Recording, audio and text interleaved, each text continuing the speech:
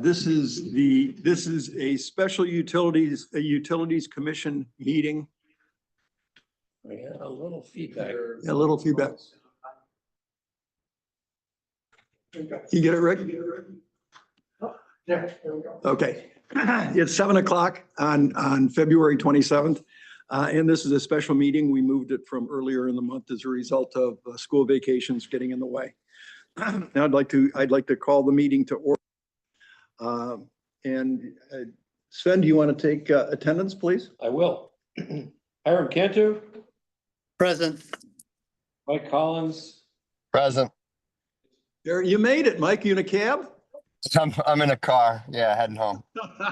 Good for you. Sven England is present, Krista Kennan will be absent, Grim Care, Danica Lannis, Pablo Levin, Here. Richard Townsend. Here. You have 7, we have 4. You skipped me. Oh, no, I didn't. I said Bernie Clark, didn't I?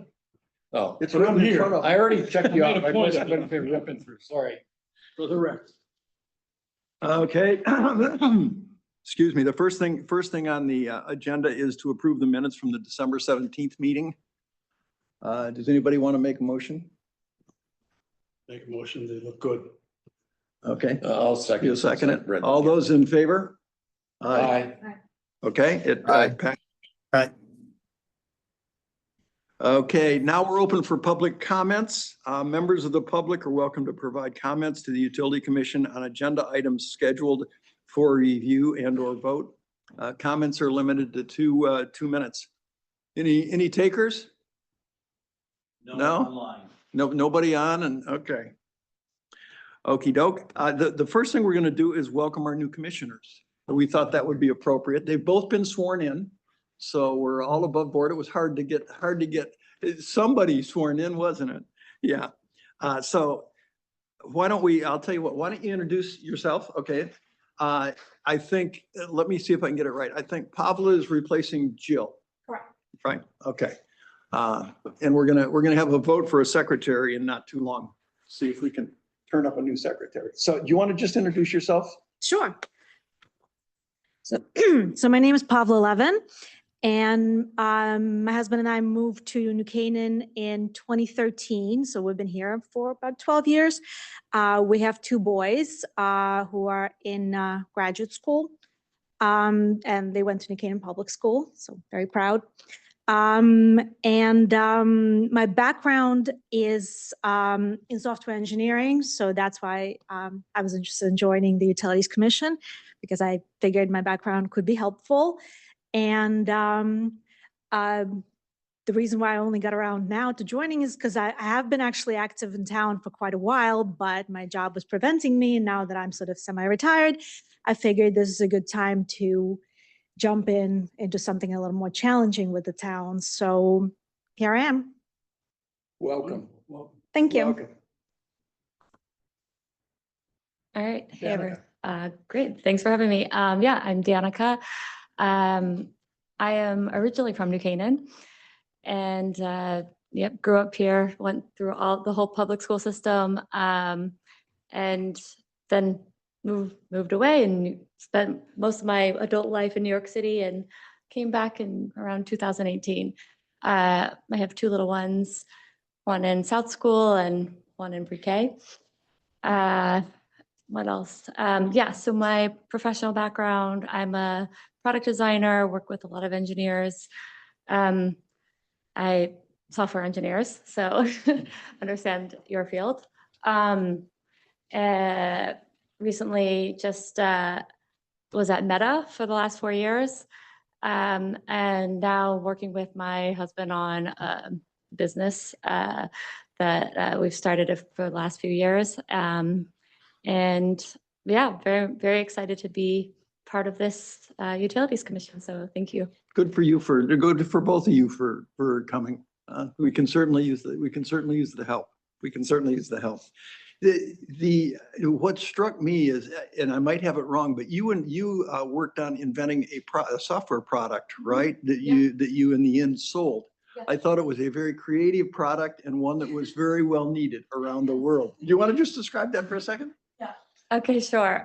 So one of the first things that got me into tech was a mobile app, and it started off as a bathroom locator. So it's called Sit or Squat. At the time, I really wanted to get into food, but everyone was doing restaurants. It was very saturated. And I just stumbled upon this idea. And yeah, together with my partner, who was an engineer, we built this app and ended up getting a lot of traction. It was like the number 10 app in the for utilities on the App Store. This was at a time when you could still do that without tons of capital. And that led us into actually creating our own agency, getting a bunch of clients, got Procter & Gamble, eventually sold it to Procter & Gamble, which is it's now part of Charmin. So, but yeah, it was a really amazing experience. This didn't really go to business school, but that I counted that as my business school. I'll So, bet you, yeah. I'll bet you're right. I'll bet you're right. I thought that was terrific. Okay, we invited Rick Corkin to come to the meeting tonight. As you know him as Bury the Wires guy, so he will update us on that a little bit later. Next, I would like to run a vote for a new secretary. Jill was the secretary, and as she's moved on, I would like to welcome nominations for anybody. You can nominate yourself if you would like to nominate yourself. So I don't know how to do this officially, so if I do it wrong, Sven, you can fix it. Okay. Open the floor to nomination. Okay, I open the floor to nomination. Do I have any nominations?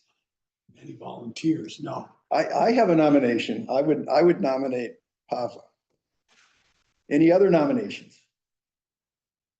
I can tell you, Pavla, it's, having covered for Jill, this is not a big deal. Everybody's aching to So I do the will, I will job. sec-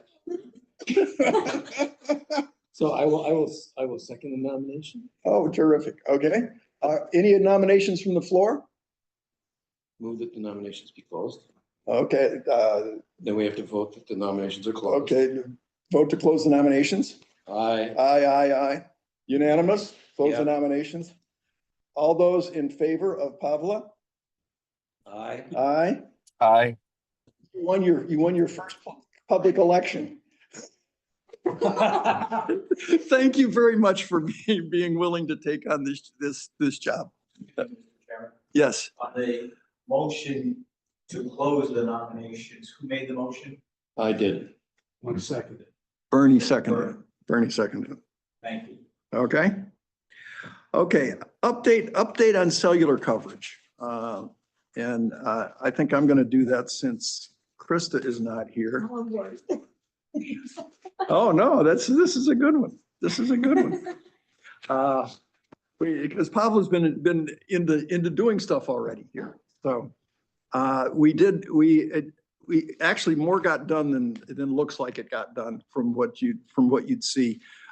Through Christmas, et cetera, we got the contract finally approved through the town, which was not all that easy. It had to go to the lawyers and get bounced back and then get argued, et cetera. We got that done a little bit after Christmas. I asked Karim to get a hold of JB, who is the contract programmer, and get him going. That didn't work out that well. I ended up calling JB, and JB had some questions on data, just as you had questions on data, right? So he had the same kind of questions, but we will get them going. What we ended up doing was we actually set up a call with Alex from Ookla and to give us advice going forward on this, what we can do with the data and what they would recommend doing. And a couple interesting things came up when we were on the phone with him. Is hopefully he's gotten the contacts to you to use, or maybe not, I don't know, in terms of getting the data and your ability to get to it. So I'm curious, actually, I wanted to speak to JB to see if they were already given to him, because Alex said no. Alex said, oh, I don't know, I think. Yeah, Sorry, this is Used for to it. posterity. It'll be. my apologies. So what I got from Alex is that I don't know, JB may or may have not been given this data, I'll find out, but he didn't get back to me. But I figured the easiest way is to ask JB, hey, did you get it? If I can get my hands on him. Did you make contact with Chris Kaiser? But Chris Kaiser wouldn't know about the data though. So I emailed Chris Kaiser, he didn't get back to me, but that's fine. So I'm okay, like I can literally walk to Chris Kaiser, so that's not a problem. Because they've got the data archived someplace. Here. So Chris would know about it or JB would know about it? Chris knows Chris where would the know. data is. So Chris would know where the Chris is data. holding the data. We got the data We got the files, data, okay. and the data files were given to Chris, and Chris acknowledged that he had received them. Okay, all right, that helps because Chris didn't return my email, but that's fine. I can just walk into his office and hound him. That's fine. Mhm. He's easier. You might need to do that. Yes, Yeah. Bob? Just a point of clarification, Chris was on vacation last week and this week. Oh, is that Okay. right? Okay, good. That's probably why they did that. Maybe Sal knows too, so, Yeah, could be. Could be. Anybody in the office down there. exactly. Right. Okay, cool. But so we've always had a problem getting hooked up with this data. You did when you were looking for the data as well. Right? Right. And you were the first one that actually got it moved up here. The other interesting thing that I found here is Alex got another guy on the phone who was he was kind of I'm sure he was an engineer, but he was a representative to a worldwide coverage organization. Oh, Brian. Yeah. O'Brien was his name? No, Brian. Brian, Brian was first his name, yeah. name? Mhm. And what was interesting was they have these worldwide conferences, and our project came up in this, and they are thinking about actually writing in their journal a write-up on our coverage project and what they did for us, primarily using the report they gave us as a basis. And so what we asked them for was, hey, give us some ideas on what to do. We talked over what we're trying to do in the first phase here, which as most of you know, the first phase is to try and take the data and get it to be a coverage map by provider, by, quite frankly, residents. So we're really interested in roads and residences. And see if we can put together coverage maps that cover at least the coverage is for the four service providers. And the intent is to be able to have a computer access map where you can look up your residents on the computer, see what the coverage is by each of the providers, and be able to zoom out and look at the whole town so you can see what roads are covered by those same providers. So you can start to get some intelligent idea of which provider might be best for you, given where you live and what their coverage is in the county, or in the zip code. It's all done by zip code. In addition, the phase 2 here is, and the intent as part of our $4,000 of programming is to be able to model coverage changes as a result of changes in infrastructure, so that we can start to get an idea of how we might be able to push more coverage, or where and how we would do that. Okay, so that's phase 1, phase 2. JB has signed up to do that for both phases. The intent here, there's a little bit of an issue around how do you actually display it and what will it cost to display it. And the current plan is to have a display, hopefully here in City Hall, that you can wander in and just use. Because you need a license apparently to have the kind of display that would give a good result, a good optical result for what they're doing. And this is based on the ESRI? Yeah. ESRI, right? ESRI. You want to comment what ESRI is? Was a GIS mapping software. The town has a license for it through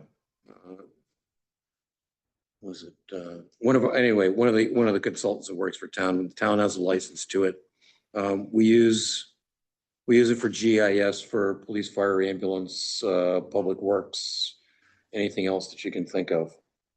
Okay, so What's that was what what's that acronym, by the way?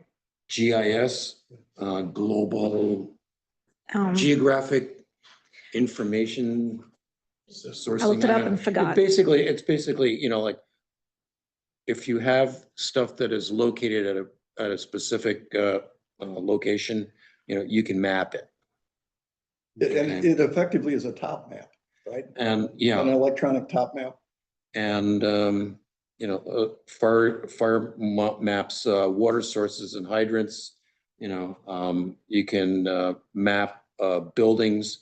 You know, where is the Knox box, you know, that holds the spare keys, you know, so that we can break into the building without crashing through the doors.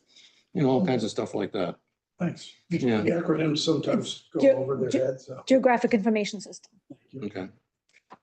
I But interrupted I was- you. You were doing something I was bigger. kind of curious that, you know, that GIS wouldn't have some sort of a webhook where we could hook it up into a town website and so people could access it remotely. That, you know, people are not going to wander into town hall to No, look yeah, at this It would stuff. be, it would be much nicer. The only Yeah. thing that drove us toward thinking about doing it that Yeah. way is the mapping software and the license required for it.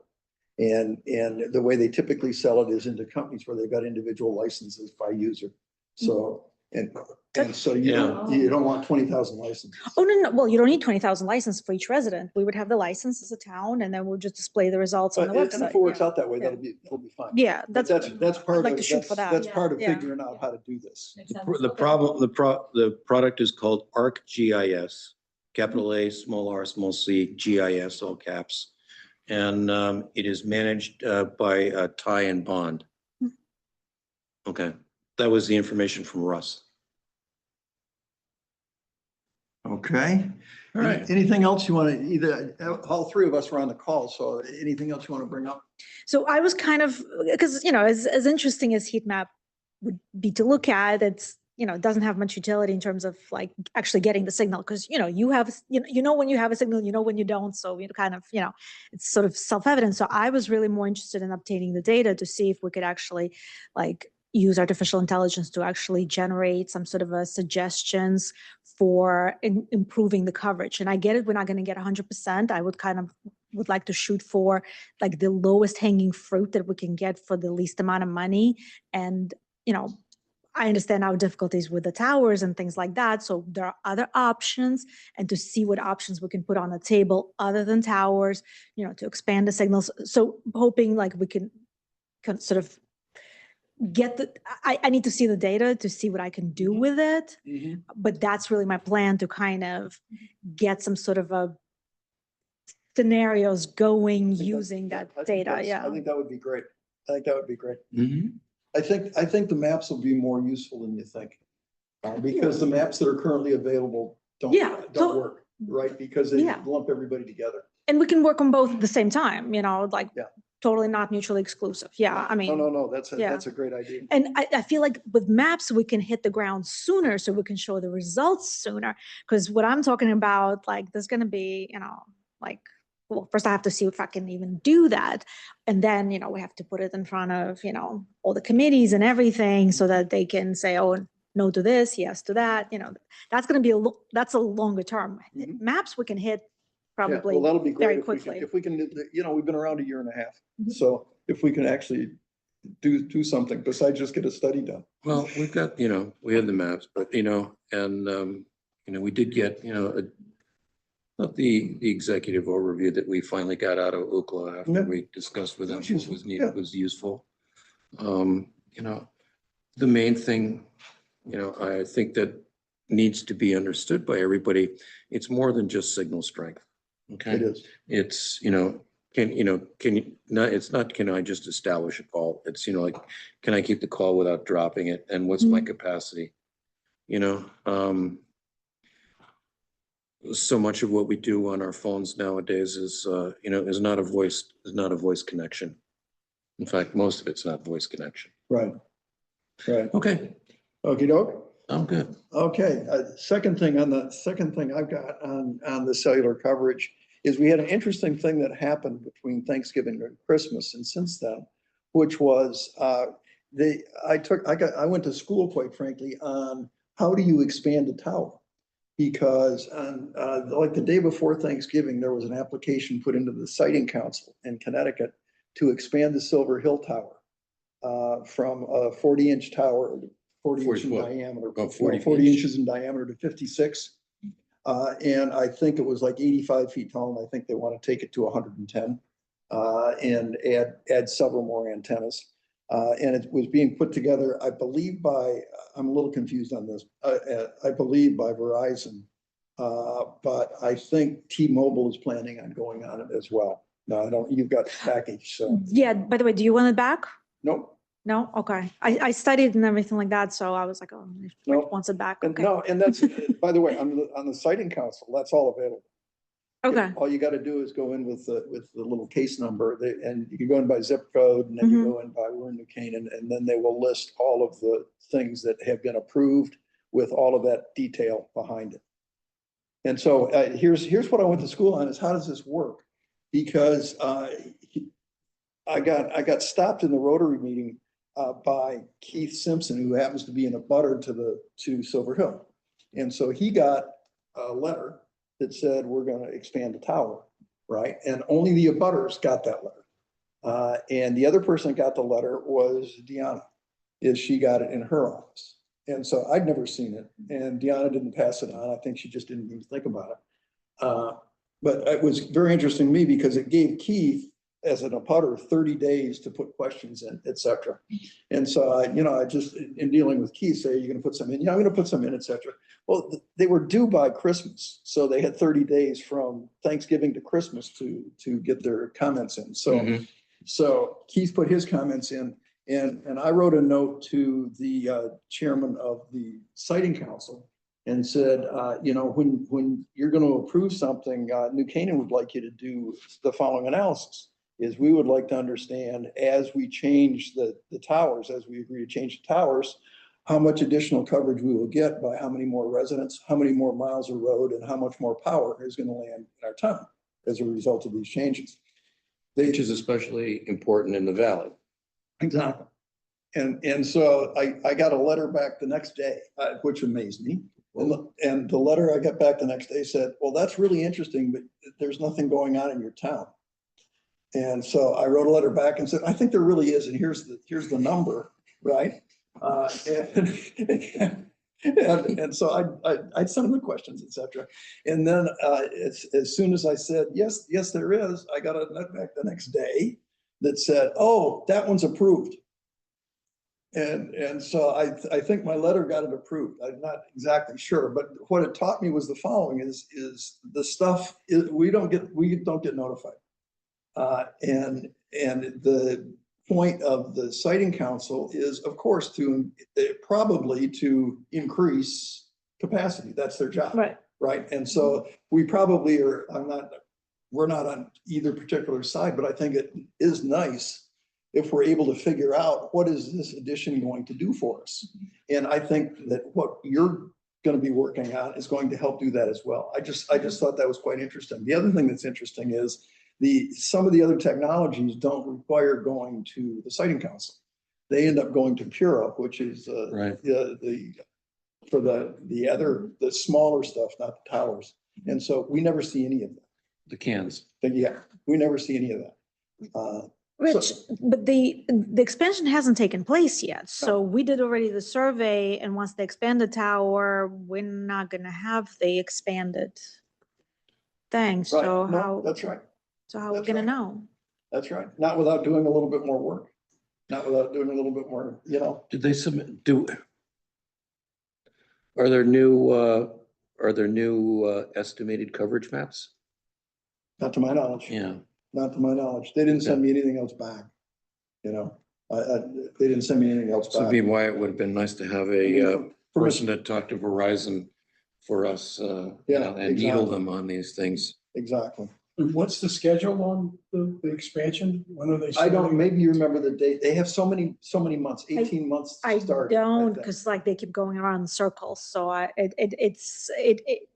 it was back and forth, so it's very hard to actually decipher the actual dates. Yeah, I think they have a year or 18 months that it is a valid approval. And then- From the date you got it approved?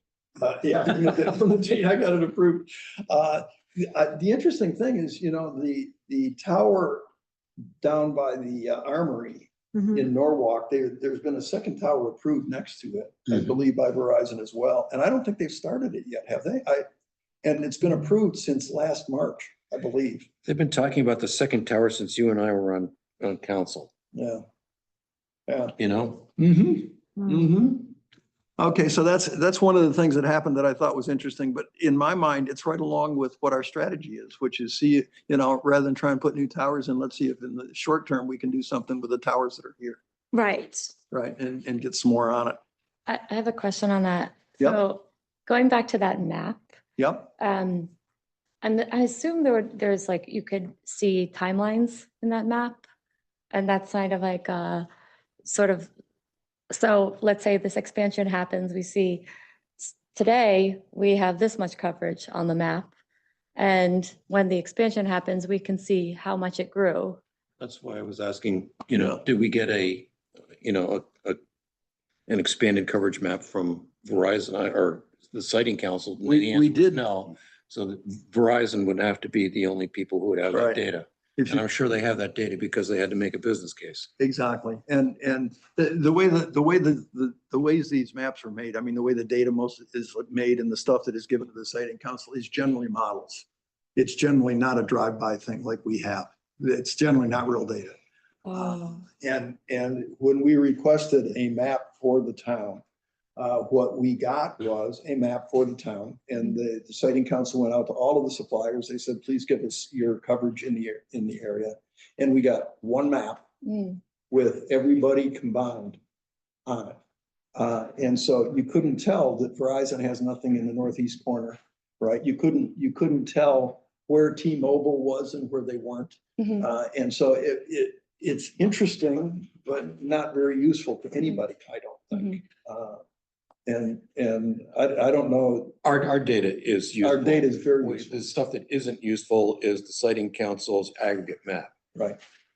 And they really ought to not do an aggregate map, especially for towns like us, where we've got 4 suppliers and Mhm. generally we don't have more than 2 people on a tower Mhm. because our towers are pretty short.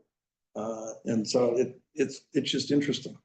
It's interesting. So Gotcha. these are some of the things we're needing to wrestle with. The only one more thing on siting and coverage, and that is Deanna has put $27,500 in the current budget, and it's still there. Sorry, how much? 27,500 to aid and abet our programming if we need to, and also for us to be able to, the one question I asked Alex was, can you give us a reference on somebody that can help us deal with technologies and being able to model and trade those off and come up with a better solution. So that's everything I got on cellular coverage. Can I ask a question? Yeah. I came across an article, T-Mobile opens its cellular Starlink beta to AT&T and Verizon. What all does that mean? I think it's more for emergency type folks, and you're always asking that. So do you know about that? Could you expand on it? I don't know what the details of the deal are. I've seen stuff come across. I subscribe to a thing called Constellations, which is about satellite. And I have not had a chance to open my Constellations email for this week so far. Business has been a little crazy, but it'll be there. But I will find out for you. Yeah, the email I got was February 11th announcing. So it's pretty fresh, like you're saying. Yeah. And it's standard. My understanding is it's standard. It's commercial phones. It's not satellite phones, right? Well, it sounded to me, the flavor I got was, it was more like emergency responder type. It's folks. texting at this point. And is it Yeah, only I believe has it on is. voice? I believe it's Anyway, texting. There's something out there. I thought Yeah, maybe. it's a great question. It's a great question. That was the follow-up was talking, maybe we haven't talked for a while, but in talking with Russ about the Motorola data trunking, and is that, a possible option for emergency telecoms? And the answer to that was no. It's a low speed modem type function, and it would not allow them to hooked to the hospitals or anything else like that. And, yeah, the Motorola people at, New England Communications, you know, who was our Motorola supplier, you know, basically said, you know, like, no, No help. yeah, it wouldn't get us anywhere near close to what we need, Mhm. which is sort of sad, but, yeah, we tried. Well, you know, you Yeah, gotta check, you gotta exactly. check everything. Exactly, Gotta look under all the rocks. right. And part of our strategy is figuring out what works for people where nothing else works. So, and getting that publicized and communicated out to the residents, right? That's part of the deal. So I'm sure I communicated that with Rich the other week or so, maybe early year, and, but, you know, there's nothing there, unfortunately. Okay, why don't we move on to the next one here, which is number 7. Which is talking about Aquarian. And where we left off in the fall was Aquarian is owned by Eversource. So Rich, I'm gonna recuse myself on this one. Oh, yeah, you have to, don't you? Yes, can someone, I mean, I can come back in 5 or 10 minutes, or if anyone can communicate with me when this topic is done, I'll zoom on back. Yeah, if you got your phone, can we text you or Yeah. something? Yeah, text me. It's 917-287-2565. You got the number? Not yet, hang on, let me see, I think I have you in here. I have it. You got it, From the okay. original. Oh, you got it, okay. Okay, Okay, thank you very All right. much for remembering. Thank you. I forgot, Hiram. quite all right. I'll be off. I'm zooming off here. Thank you. See ya. Hiram's issue is he's conflicted. He works for the bank that's doing the deal. So, and I believe he's working on for the Regional deal. Water Authority. Uh, Buyer. So you wanna chat about this? And it really is just chat. And I was talking a little bit before the meeting. I don't know anything more than I've read in the newspapers. Which is all I know as well. But Eversource had made a decision. They want to sell the water company. Might be due to some rate decisions they saw. I don't know. But a law was passed middle of last year that authorized this regional water authority to make a bid if they wanted it. And they did make a bid. And at the last days of January here, they agreed, they and Eversource, for a price, $2.4 billion, $1.6 billion in cash and some debt that gets extinguished. Eversource will take a loss. The only other fact that's offered in the newspapers is that the average bill for the Regional Water Authority is $66 a month, and the average bill for an Aquarian customer is $44. So there has been talk of these guys at being more expensive. I don't know how the rates will be affected, paying $2.4 billion for what Eversource is selling it to them for. The other thing is that under Aquarian and Eversource, rates were regulated by the Public Utility Regulatory Authority in the state. This group that's buying it is unregulated.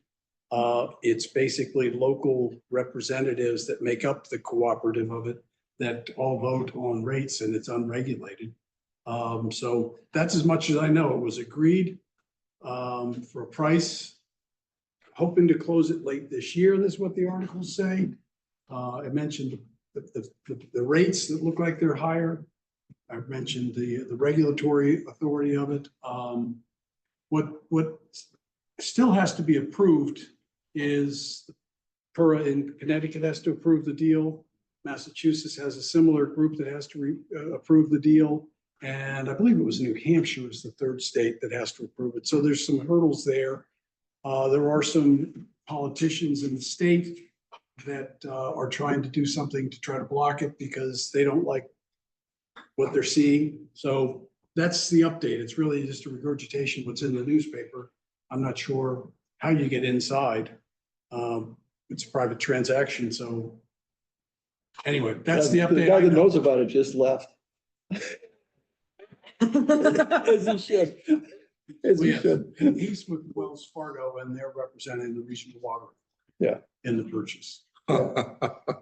When this first came up, the things that were a little strange about it was the legislation got pushed through at the very end of the legislative session to allow this to happen. There were some hearings. We did get involved in some of the hearings. Deanna testified about it. She's very worried about what happens to our, the property taxes that we get from Aquarium, which we don't get a small amount of money. I don't remember what it is, $600,000 or $700,000, something like that. I think it's less, but it's, It's not millions, right? No. It's less than millions, but the taxing of it will be under stress on this. They don't collect the same way. yeah, Aquarian pays property taxes Right. for things they haven't. And they own This quite a bit of regional land. water authority does not have to do Right. it. Yeah. And so that was one of the things that had Deanna and some of her compatriots as the first selectmen of different towns,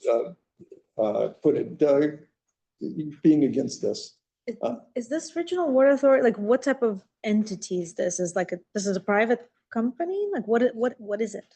But It's publicly owned, as in, I think. Is it like a publicly It's almost like a traded? co-op or, I think the customers sort of own it is the best I can come up with. It's not a, it's much smaller than Eversource is.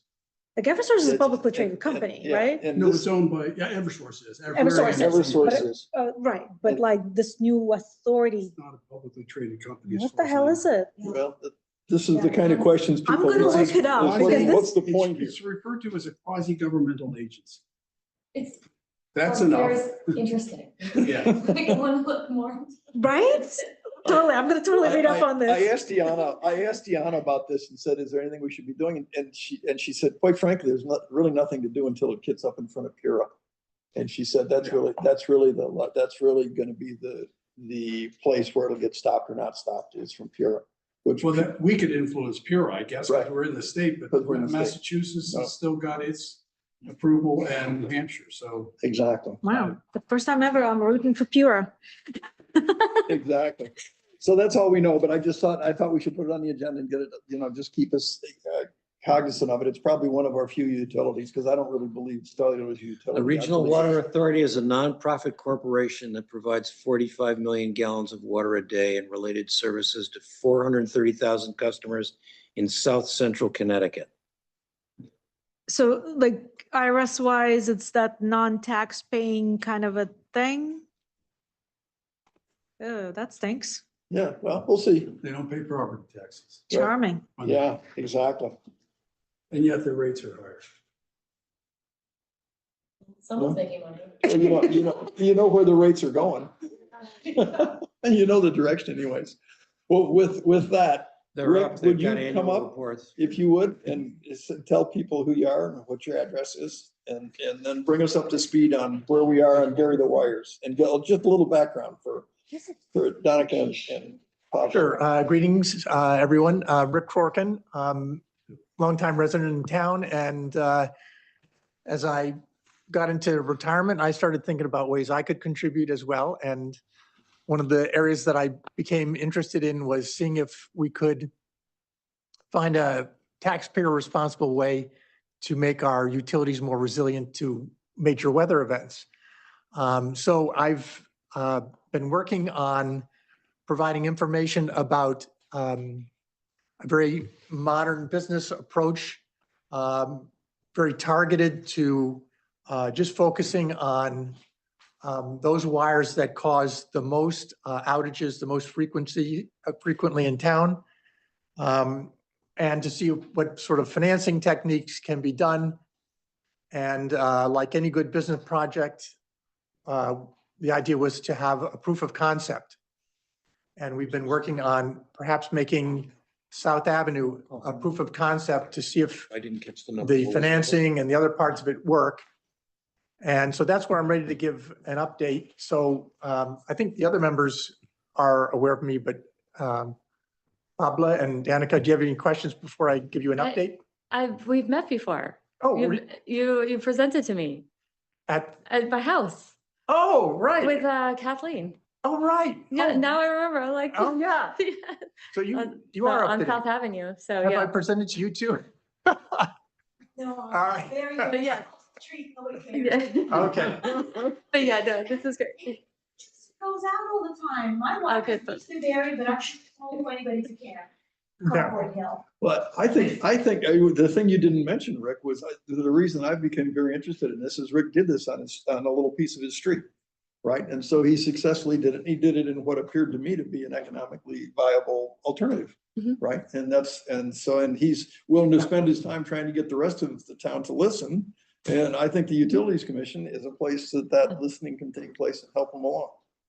So, well, thank you for the introduction. In terms of an update, the town has filed a request for qualification, which is basically a request for proposal from consultants to do a study of what would be involved in doing the South Avenue undergrounding of utilities as a proof of concept. And the proposals are back from contractors to do the consulting work by March 13. I understand from Tiger that he has the money to pay for the study in his current fiscal year budget. So I can presume from that the study has a good chance of being done before the end of the fiscal year.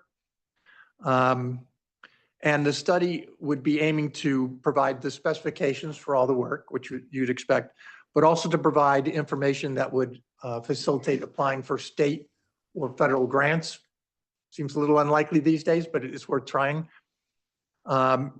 Information necessary to satisfy the town's budget process. And also information necessary to answer all the public's questions that would likely come out in a public hearing.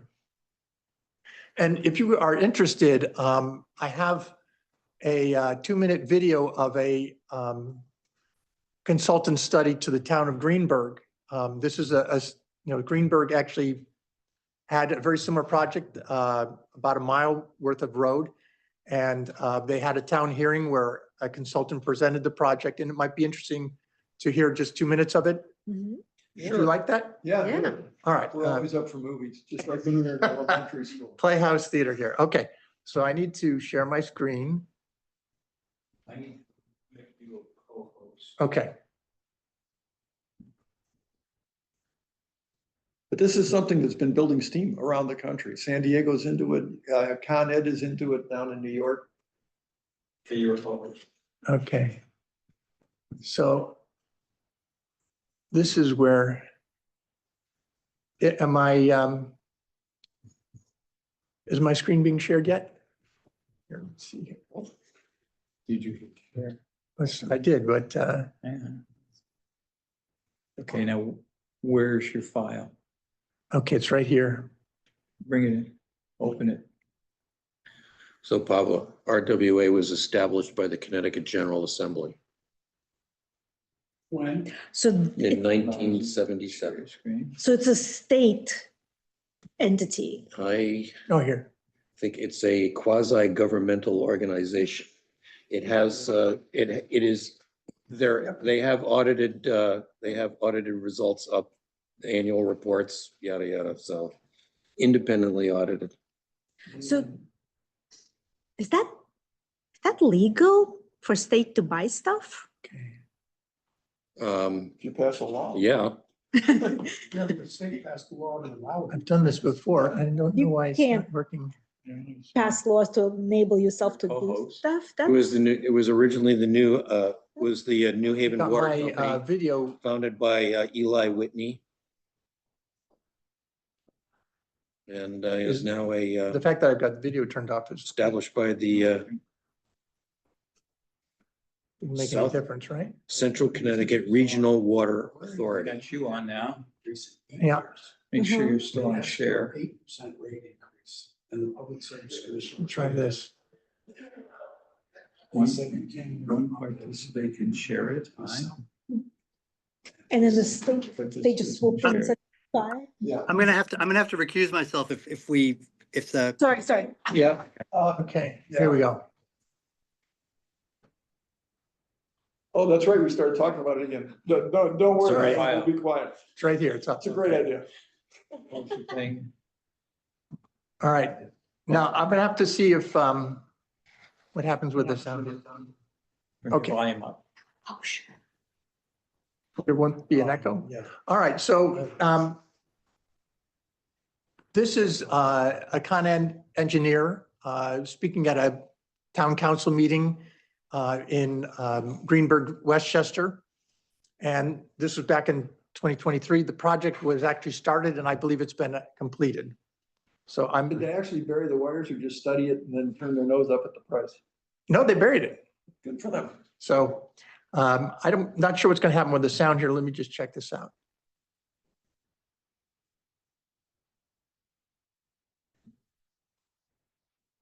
Okay, the sound is. And transformers on, in this neighborhood, all schools. Turn your mic off. What's that? So the goal is to like. Your mic's- Reach road, down and around. How do I? Mute where's your mute on here? So there we go. But now you can't hear it. So. They have a bigger audience than we do. Just looking at it. I never heard of them. I mean, presumably they're like right here. Yeah.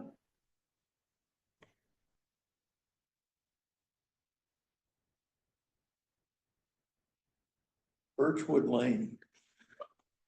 We got a Birchwood Road, don't we? Do we? I don't know. We have on the floor with the volume. I've got my own volume. This is 2 minutes, really. I don't know what it's from. Rich is hooked. No, turn up volume. That's just trying. You all have to turn off your microphones in order to not have the reverb. Everyone on the panel.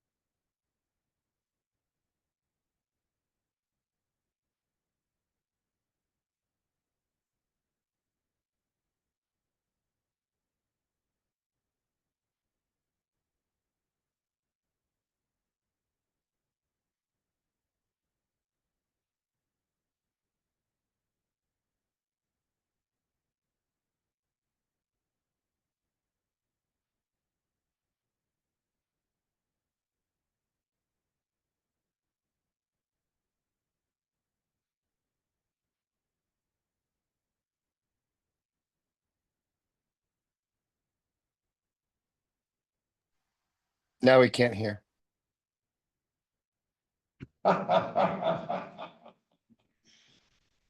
Push the button, Rick. Okay, okay. Any questions? That's the end of my update. So I remember, like, they mentioned putting the transformer above ground to save costs. So is that like, just so I'm understanding this correctly, like you're suggesting South Avenue, and so you have like every few blocks these, yeah, a transformer. How does, I mean, I don't know, like, is that something that, and that's the question, like, are people open to that? And You're talking about from an aesthetic perspective? I think, yeah, aesthetic and like, and I think there's like maybe risk of damaging, or if it's on the ground, like, or is there?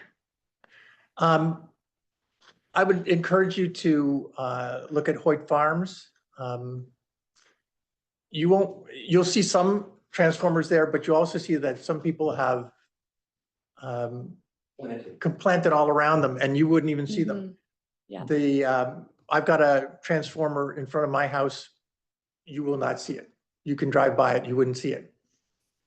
I think the thing is that, you're so used to seeing the poles and the wires and the transformers and all the crap hanging up in the trees and everything. But you don't see it anymore, right? Yeah. You don't see what you see. Right. If you put a block on the ground,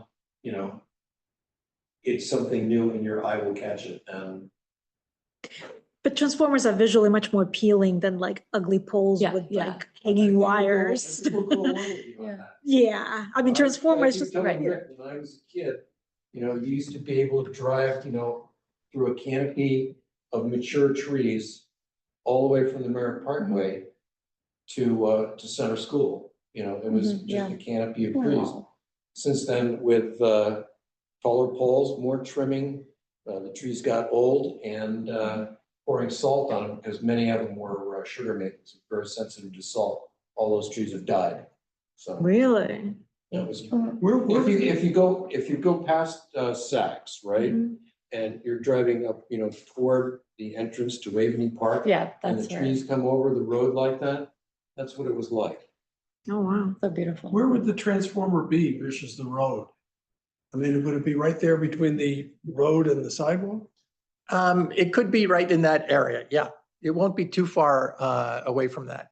And again, on my property, that's where mine is. I just was wondering if cars Yeah. driving down South Avenue run into it. And in Because they're Stanford, going faster on South Avenue, I bet, than they are on your street. Yeah, I mean, you'd be as likely to run into a transformer as you are into a pole, because they basically go in a similar location.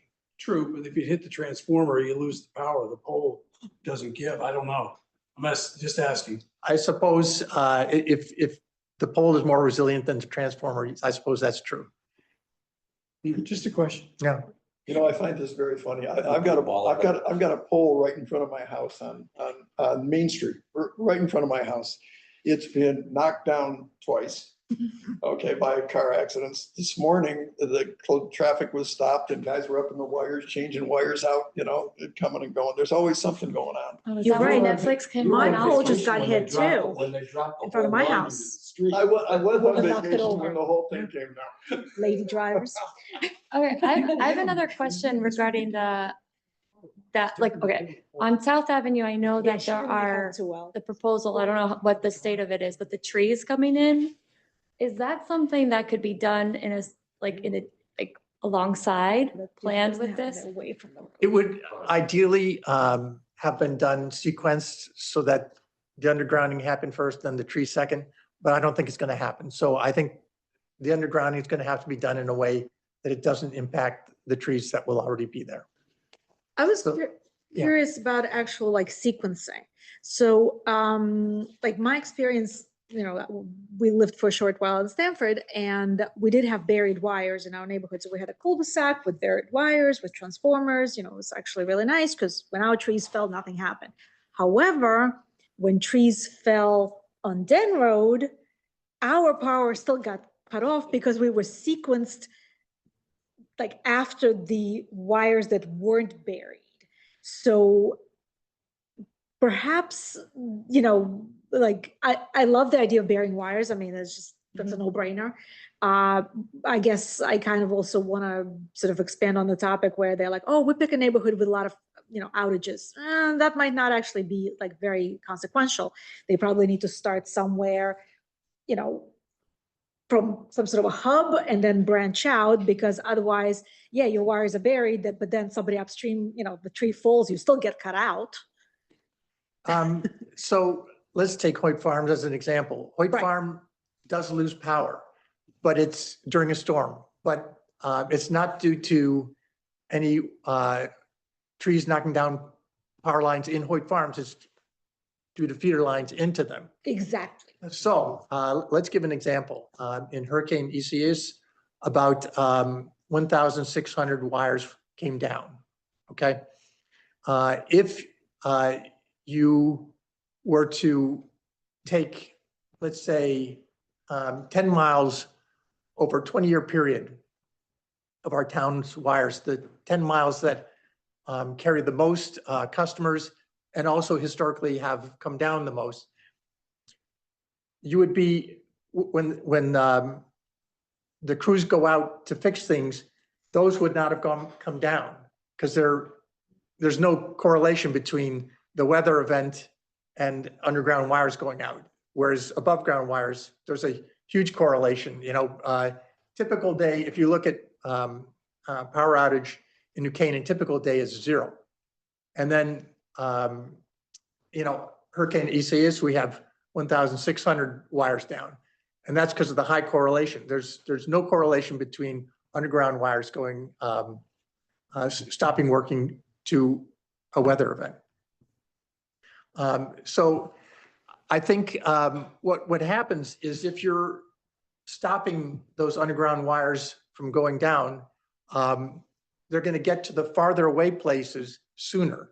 Mm-hmm. So if you've got the same amount of crews, but less wires go down in the beginning, they'll get to everybody faster. And That's true. that should be the way you use data to try and plan this. First, fewer people go out in the first place. And second of all, by reducing the overall number of wires down, you get to the farthest away places, like even Lost District should get service sooner, because they're always the last to get serviced, Mhm. but you won't have the bigger outages happening before them. Right. But that's why it's helpful if Norwalk and or Stamford and or Darien have undergrounded wires as well, because that's where the power's coming from, right? Coming right up at you. It is helpful, but we can control what we can control, and that's, Exactly. we can't control what's outside of the town. Yeah, and so I think historically now, since Rick has been working on this, people are actually listening. And everybody, most of the people before Rick started working on it, they would just dismiss it because, oh, it costs $1 million a mile. There's no point in doing that. And I think the principle that Rick has brought to play here is, that's interesting. It might cost $1 million a mile, but what if you do it over 20 years rather than doing it over 1 year? What if the way we pave roads in New Canaan is, we've got a 20-year cycle on paving roads, and they do this at 5, this at 10, this at 20. And I think in the budget, it's probably $5.5 million a year now to do that, to execute that. And it's just used to doing it. If we could get into spending $1 million a year to underground the most important wires, we'll eventually get there. Mm-hmm. My experience, one of the things I think that interests Rich was that I was able to do it cheaply. We did it for about $16,000 a house. And that appealed to the finance side of Rich. And the second thing was, the experience taught me that there's private money available for this. Now, I don't think there's enough private money to do all of it, but I think a public-private partnership is possible. So for me, doing South Avenue as a proof of concept is primarily to prove or not whether there's private funding to do part of this. If I can prove on South Avenue that there's private money sufficiently to make this worthwhile for taxpayers, to also put in some money, then I think we have something that's got legs for some sort of data approach for the rest of the town, for really just a very targeted few miles. That's kind of the way I was thinking of it. Mhm. And Rick is being very comprehensive on this. I mean, he's been back and forth with Tiger on when are they changing the trees out? When is this going to happen? How are you asking the guys? Because when we ask him how to price it out, so he's being very diligent on it. And any other questions on it? Thank you, Rick, for doing that. Nice meeting you guys Thanks, Rick. again. By the way, Could you push in it, Mike? Stanford, they also did a beautification project for their transformers. So they had local artists actually Oh. beautify them. They're gorgeous. Is that right? Oh my God, you have to check them out. You drive around and you're like, oh, that's a nice transformer. That's a really nice transformer.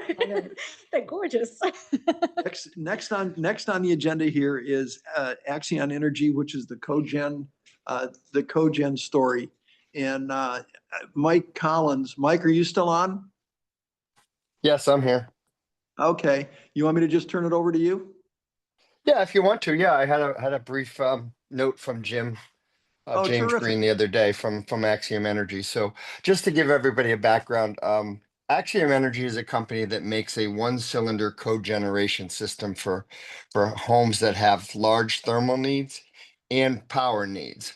So what the system does is it basically generates power from propane or natural gas and uses that in the engine. And as a byproduct, you get free thermal from it. So one or the other is free, so you can increase your efficiency on a home between 80% and 50% on your existing bill. So you'll reduce your electric bill and you'll have free thermal. So James was nice enough, his name is James Green. He was nice enough to come and do a presentation at the library, and I was out of town, but I know that Sven and Rich were there for that, and I know there was several interested according. Donica. And Yeah. Deanna, yeah. Okay, and several residents. So he has reached back out to several residents and hasn't gotten any interest as of yet. But when you think about it, it's the holidays, it's the winter season, and some of those folks are not even here.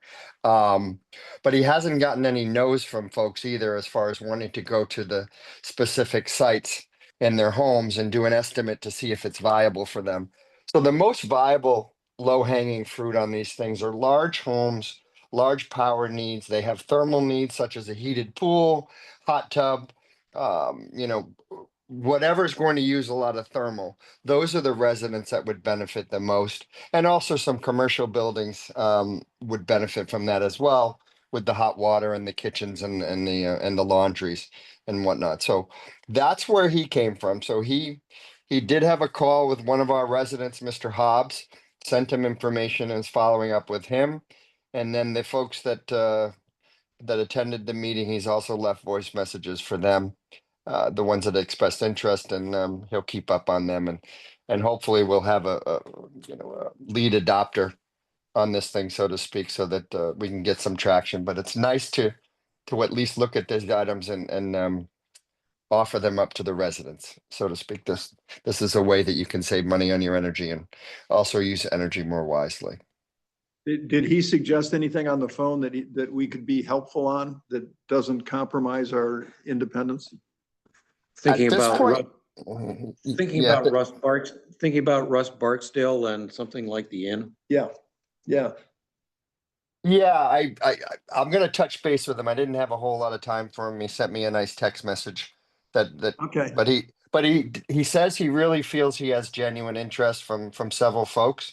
It's just a matter of scheduling a few meetings to bring his engineer out to actually look at it and see the viability, because he won't put it into a residence where it doesn't fit, where it's not going to save the money or have the return that it should have. So he actually needs to have appointments with these folks set up to do it. And then we'll take it from there. But that was only in January? So that was a month ago roughly. So January. yeah, the 12th, I think. So so we'll see if he gets traction, but I'll ask him if there's anything we can do that without getting into trouble.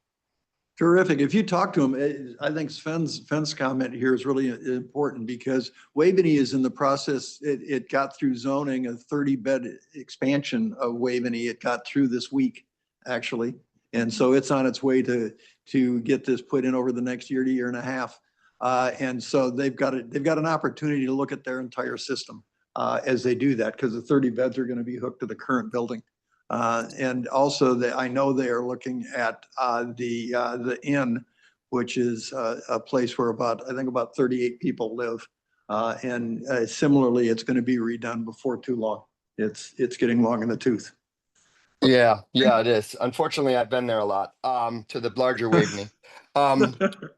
With that system, that would be a much larger system. So that would be probably, 60 to 80 kilowatt, redundant system with two of those engines and providing the power and the thermal to Waveney Healthcare. Usually that system is good for about 120 beds is the minimum Okay. facility to do some of those. And that cogen would save them an enormous amount of money. I looked at that about 15 years ago to try to help them to do that when I was back at the utility. So I will help them. If you tell me who to get in touch with, I would be more than happy to reach out and do a walkthrough with them, or I can reach out. Leo Carl. Okay. Oh, Leo Okay. Carl. Yeah, he's in charge of the building project. Oh, okay, perfect. I'll reach out to him. Yeah, if you Okay. tell him I told you to talk to him about it, he'll. Runs on the Utilities Commission, sick to my. Yeah, sick to him. yeah, exactly, exactly. Well, thanks, Mike. I appreciate that. Yeah, two other updates for you. Number one, we have hopes. New England is starved for natural gas. So I was in Washington, D.C. a few weeks ago, and I happened to meet one of the people from the U.S. Department of Energy, the DOE. I asked about the new chairman, Chris Wright, and what their view was on natural gas in New England and expanding it. And the interesting thing was that they had a meeting the week before, and they are looking at overriding from a federal thing the denials of 3 gas lines going under the Hudson River in order to increase natural gas availability in the New England area, because right now New York has blocked three lines going under the river due to environmental concerns. And they're looking at overriding those in order for the good of New England and also the growth and prosperity, because 59% of our power in New England comes from natural gas generators.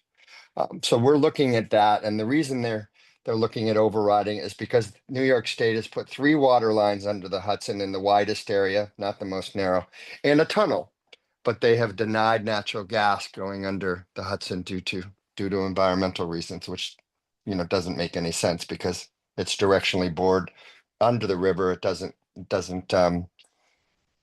stir up any sediment or anything like that. So that's an update from the thing. So maybe our natural gas and our electricity prices will go down in the future. And then Federal Energy Regulatory Committee is also on board with them to get that done. So that's all I have for the energy side. Okay, thank you, Mike. You're welcome. With that, the next thing I wanted to have was just a short organizational discussion of the commission, since we have 2 new people on board, and I thought I'd just give a minute on we're organized a little differently than other commissions are. And we're organized a little differently for 2 reasons. One is because what we're being asked to do is more projects than most people do. Most commissions or committees, people come in and talk to you and ask you yes or no. That doesn't happen here. So what happens here is we have to come up with what needs to get done. And we have to figure out how to get somebody to help us with the project, do the project ourselves, get some people on the commission to help us with our project, get Rick Corkin to volunteer, or somebody else that's one of the citizens that will help us. But my point is there's a lot more work to get done, right? Getting contracts done with programmers, et cetera, and getting through the town. And so what we've done for the last year and a half has been, we have 2 or 3 people that are in charge of areas, right? Bernie's in charge of water. Mike is in charge of energy. Krista is in charge of 2-way communications.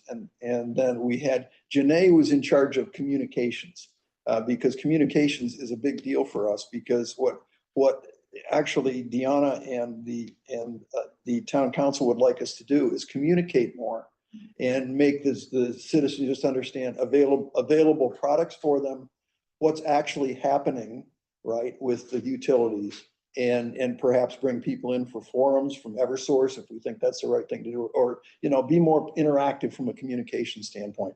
We have totally not done that. And the first thing we've ever done has been Jim Green coming from Wisconsin, which I think was good. But so that's point number one is a lot of other places will have committees with 2 or 3 people that go off and pull stuff together and come back in. The committee structure gives you a problem because, you know, the rules of whether you can have, whether of the parties and the party system in the state is if you have even as few as 2 people meeting that are of separate parties, you have to schedule and the agenda and the time so that the press and everybody can come and watch whatever happens, right? If you can have, if you're of the same party, it's not an issue, right? Because, and what's that called? Caucus. A caucus. You can have a caucus of the same party. But if you, and I mean, it really gets down, and we've been dragged to Hartford several times, not we, this committee, but I mean the town for various things or the et cetera. So what, since we kind of do a different kind of work here, what we started off trying to do was to have leaders of the 3 or 4 areas, and then people joining them if that was interesting to them or there were projects interested under it, but the leaders trying to come up with the projects if nobody else does, and then get people to just help them with it and actually bring it back into the commission as a whole rather than doing work and coming back with an answer.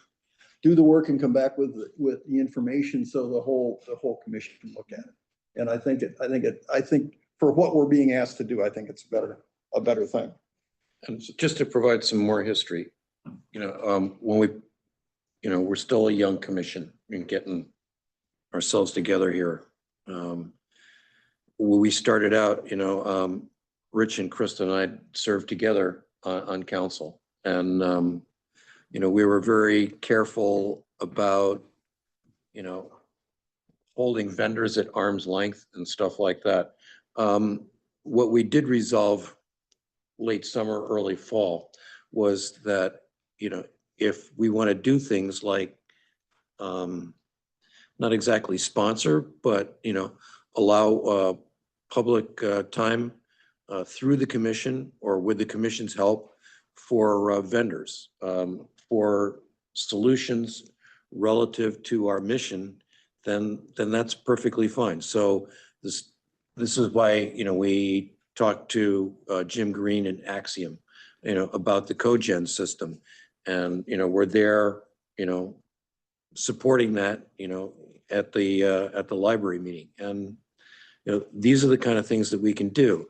You know, Kristen has suggested, you know, that we, you know, bring in people with self-service boosters and equipment like that to improve marginal situations on your own property. And so those kind of things are, you know, are out there. So that's where we stand relative to, you know, the desire by town officials for us to make people aware of solutions, you know, that are Right. available. We should be an information source, not necessarily a decision maker on things, but an information source. And we're being encouraged to do that. One other thing that's happened, which I think is very, very positive, and it happened as far as I know yesterday or the day before. And I don't know whether you know Greg Riley or not, but Greg Riley used to be the editor of the New Canaan Advertiser. Yeah. And then he's gone off and done several other things, but he was in charge of communications here for New Canaan for the last, I don't know, a year or so. He quit and went to Fairfield.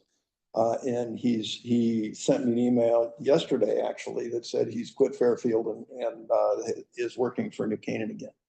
And so he was very helpful to Janae when she was doing the communications in helping use all of the facilities that the town's got for us to get the stuff out and be helpful with that. You know, he writes grants, and he is glad to get our stuff into the monthly report that is put out by Deanna. He's glad to help it. He's glad to help us establish our own website if we wanted to, or work on the social media stuff. And we've never had anybody that was interested in doing that, quite frankly. So I think as we get to our first and a half anniversary and with new folks on it, everybody ought to rethink what they're doing and see whether there's something they would rather work on than what they've been working on. And just, come back to me and give me feedback on what you think you'd like to do. And I know you want to work on self-service, and I think that's terrific. Yeah, I think I got my project already picked out. I think you do, and I think Krista will be delighted. I think Krista will be delighted. So communications is like more pushing out to the town and Exactly. communicating, like making sure they're aware of everything, and it's a conversation. It's back and forth. So making, more people go in the library talk or getting Exactly. the word out. Exactly. And we've come up with a lot of things. Sven's come up with, stuff like boosters and items for people that don't have a whole lot of cell phone coverage. And we would like to be able to get that information out as well, rather than people just complaining, what can they do? Right. And though nobody thinks about it this way, water coverage is not around town either. Right. And it's never going to be around the 4-acre area. I mean, maybe cell coverage is never going to be in the 4-acre area either. So maybe you ought to be really thinking about that, just as you think about, do I really want to have a septic tank and a well? Maybe I don't, but if I do, that's okay. There's a solution to it. Well, there's a solution today in the 4-acre area for almost any communications. And I think it's up to us to help get the word out on what that is. Mhm. And one of the things that Starlink we were interested in that a couple of years ago, and Emergency Management bought one and has been operating it. And I think they've had fairly good results. They've had it with the fire folks, right? Yeah, Russ uses it for an emergency services hotspot, at incidents, and it's worked great, So, it gets deployed on 4th of July, stuff like that, we just need it, But there's some other things there. Yeah, I picked up this other gig. The 4th of July committee got dissolved and. Are you in charge? No, I'm not in charge. It got reconstituted under the Park and Rec Commission under David Shea. Okay. Who some of you may know. Anyway, And you're part of that committee? I'm heading up ops. Okay. So one of the things we have to work on is thinking about, Wi-Fi service and stuff like that. And I said, well, for the 4th of July, that's pretty easy. They have this big water tower there. Yeah, with a lot of service and no hills in between. So that was easy. Okay. Any other questions or comments on organization? Because that's kind of where we're at. I'm happy to look into communications. Oh, that would be terrific. Yeah. That would be terrific. I know that's the place where I think we really haven't made much progress. And with Riley coming back, I don't know that you know him or not, but he's a delightful Yeah. guy. Super And guy. so, It'd be a great to meet him. And he will be very helpful in that. And the rest of you folks that have been on, think about whether there's something else you want to do, or some projects you want to pick up. Are there any, moving on to number 11, which we always have number 11, which is commissioner reports. Now, we've done a lot of commissioner reports tonight up front, right? Which is basically what we've done, but is there any other commissioners that want to bring anything up? All set. Okay, everybody set? Can I have a motion to adjourn? So moved. Second. Okay, all in favor? Aye. Unanimous. Thank you, everybody, for coming. 8:19. Thank you. Thanks a lot, Hiram. Thanks, guys. Thank you. Good night. Thank you very much. Ladies and gentlemen. Yeah, thanks a lot.